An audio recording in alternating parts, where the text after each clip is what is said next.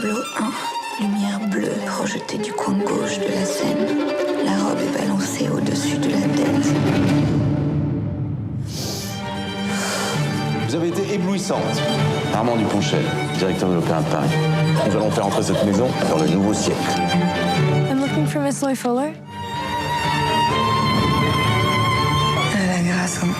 Surtout, elle sait y faire, cette petite. C'est juste un théâtre.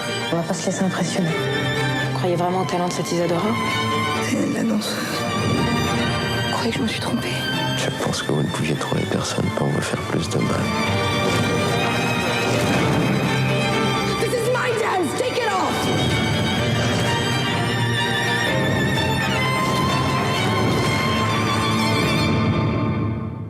Bonjour Jean-Baptiste. Bonjour Xavier. Donc La danseuse, c'est le titre de ce film qui raconte en fait le destin de Loy Fuller, qui fut une icône, il faut le dire, de la Belle Époque.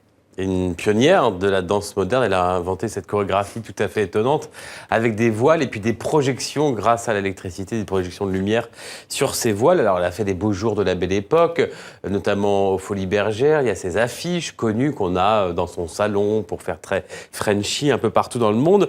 Mais la vie de Loy Fuller, finalement, qui la connaît, elle est née aux États-Unis, dans le Grand Ouest américain. Elle a traversé l'Atlantique et c'est dans la vieille Europe qu'elle est devenue connue, qu'elle a connu le succès. Elle est devenue aussi une icône féminine.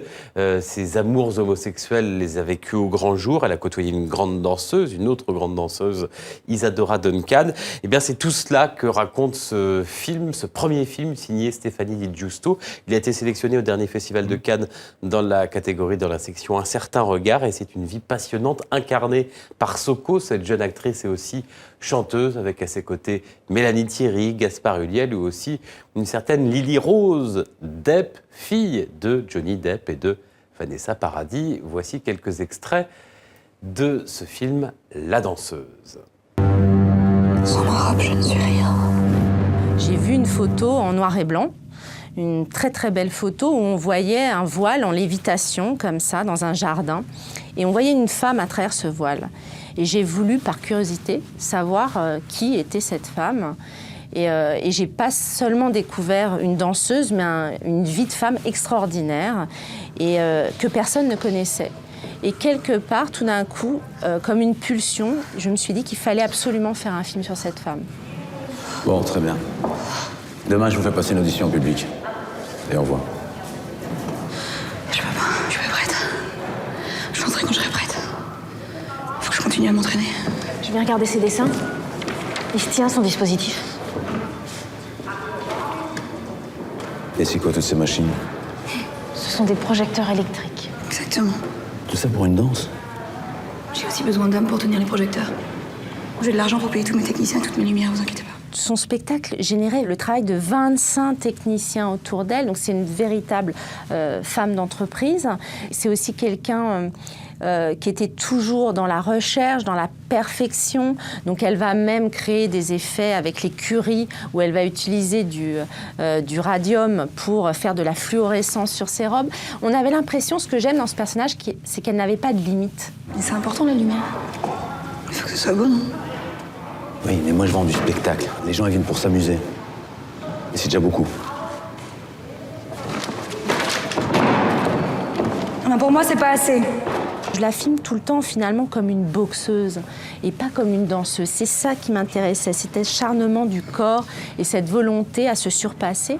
Et cette beauté qu'elle n'avait pas dans la vie, elle va la recréer sur scène. Et elle va la recréer sur scène grâce à des effets spéciaux. C'est la première à amener les effets spéciaux sur scène et à créer cette magie un petit peu du spectacle où elle va devenir l'icône de la féminité dans les cabarets de l'Art Nouveau en 1900.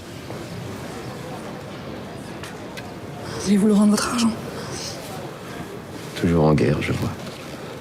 Même après la victoire.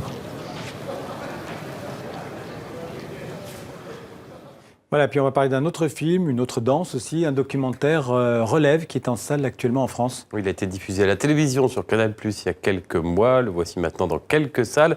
Alors Relève, c'est deux documentaristes, Thierry Demézières et Alban Terlet, qui ont suivi Benjamin Millepied quand il était directeur de la danse à l'Opéra de Paris pour sa première création. Donc on suit le processus créatif, mais on entend aussi les critiques contre l'institution. On connaît la fin de l'histoire. Il a claqué la porte de l'Opéra de Paris. Quand il y a une place de première danseuse ou une place de sujet et qu'il y en a, ça fait 5 ans qu'elles sont coryphées et qu'il y a des membres du jury qui sont leurs amis, tout ça fait pas du bien à la compagnie. C'est dommage qu'il y ait toute cette hiérarchie parce qu'elle n'a pas lieu d'être. Ils ont déjà passé toute leur vie à apprendre ce métier de danseur et on va continuer à les classer, à leur dire non, toi t'es 3e, toi t'es 4e, t'as les pieds qui pointent pas. Et qu'est-ce que ça fait tout simplement ces concours, cette hiérarchie? Ça crée de la peur, ça crée beaucoup de peur. Quand je suis arrivé, que j'ai fait les premiers rendez-vous avec les danseurs, j'avais des danseurs qui tremblaient en me parlant, qui arrivaient à peine à parler. Moi je me sentais pas particulièrement impressionnant ou terrorisant, mais il y avait une énorme peur de la hiérarchie. Et voilà, encore un mot? Oui, juste La Tortue Rouge, on en avait parlé ici même, dépasse les 300 000 entrées en France. Magnifique film d'animation signé Michael Dudoc-Deville qu'on retrouvera certainement prochainement aux Oscars. Merci Jean-Baptiste, et à demain.